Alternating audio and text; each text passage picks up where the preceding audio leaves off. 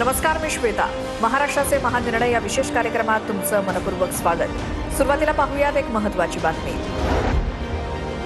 पंतप्रधान नरेंद्र मोदींच्या आवाहनानंतर राज्य सरकारनं इंधन आणि ऊर्जा बचतीसाठी मोठी पावलं उचलली आहेत. मुख्यमंत्री देवेंद्र फडणवीस यांनी मंत्र्यांच्या ताफ्यात कपात आणि परदेश दौऱ्यांवरती बंदी घातली आहे आणि मेट्रो प्रवासाची सक्ती केली आहे. शिवाय कोणत्याही परिस्थितीत पदाधिकारी किंवा आमदारांसोबत वाहनांचा ताफा असणार नाही असंही स्पष्ट करण्यात आलंय. विशेष विमान किंवा हेलिकॉप्टरनं प्रवास करणं टाळावं असेही निर्देश मुख्यमंत्र्यांनी दिलेत. विदेश यात्रांवर अधिकारी असतील किंवा मंत्री असतील निर्बंध आम्ही आणतो. ज्या ज्या गोष्टींमध्ये परकीय चलन खर्च होतो त्या गोष्टींची खपत कशी कमी करता येईल याचा प्रयत्न आम्ही करतो. वेगवेगळ्या पद्धतीनं आपल्याला आपल्या देशी गोष्टींना कसा त्या ठिकाणी एक बढावा देता येईल असा प्रयत्न देखील आम्ही करतो. हे काही एका दिवसात होणार नाही आहे, पण आपण सगळ्यांनी मिळून प्रयत्न केला तर निश्चितपणे आपण हे पूर्ण करू शकतो. मोदींच्या आवाहनाला प्रतिसाद देत मुख्यमंत्री फडणवीस बुलेटवरनं विधान भवनात पोहोचले.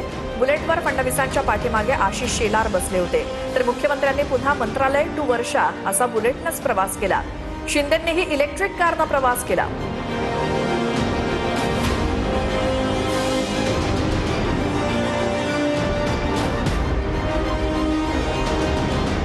आता पाहूयात आणखी एक बातमी. मुंबई क्लायमेट वीकच्या निष्पत्ती आणि परिणामकारकता अहवालाचं मुख्यमंत्री देवेंद्र फडणवीसांच्या हस्ते प्रकाशन करण्यात आलं.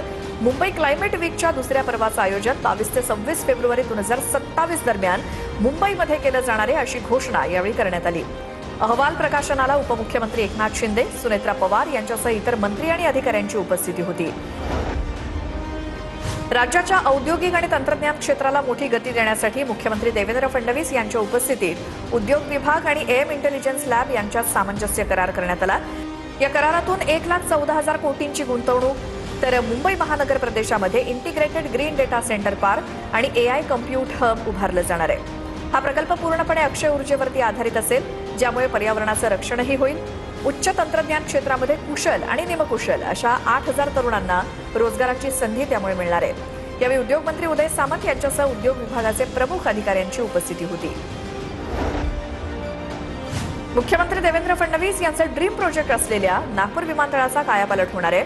मुख्यमंत्री फडणवीसांनी सातत्यानं पंतप्रधान नरेंद्र मोदींकडे पाठपुरावा करत नागपूर विमानतळ विकासाची फाईल मंजूर करून घेतली. नागपूर विमानतळाचा टप्प्याटप्प्यानं विस्तार करण्यात येणार आहे. दरवर्षी भविष्यात सुमारे 3 कोटी प्रवासी हाताळण्याची क्षमता निर्माण करण्याचं उद्दिष्ट आहे. आंतरराष्ट्रीय विमानतळाच्या माध्यमातून विदर्भातील कनेक्टिव्हिटीला जागतिक दर्जा मिळणार आहे, ज्यामुळे नागपूर हे मध्य भारतातील विमान वाहतुकीचं प्रमुख केंद्र म्हणून नावारूपास येईल.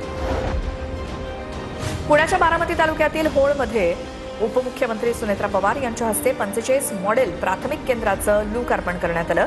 मॉडेल प्राथमिक केंद्र हे आधुनिक सुविधा, प्रशिक्षित डॉक्टर, कुशल कर्मचारी आणि डिजिटल तंत्रज्ञानाचा प्रभावी वापर असलेलं सर्वसमावेशक आरोग्य केंद्र आहे. या केंद्रामध्ये मॉड्युलर ऑपरेशन थिएटर, सुसज्ज प्रसूतीगृह, स्वच्छ आणि रुग्णाभिमुख वातावरण यासारख्या सुविधा उपलब्ध करून देण्यात आल्या.